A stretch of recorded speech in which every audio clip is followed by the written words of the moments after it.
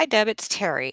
So I've never been able and never seen any ability to control these automatically generated charts within Google Forms. You can click them and copy them and insert them in places, but you can't do anything about how that works. And I've never seen that. So what I do when I want to make my own chart is I go always create a Google form, and my this is a quiz. This doesn't make any sense, but once you go into and create a Google sheet, I'm sorry I said form earlier. Then at that point you have like insert and you have chart, and here you have the ability to, I mean, it's going to create this for you, but here's where you can choose. Oh, I want to make this a bar chart, or I want to make this.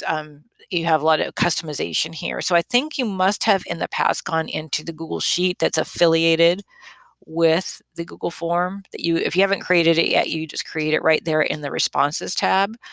And then once you go here, then you can do a chart editor. It'll guess what you want. And then you have the ability to change all kinds of things that you would like to do. So I think that's probably what you want to do. I hope that was helpful.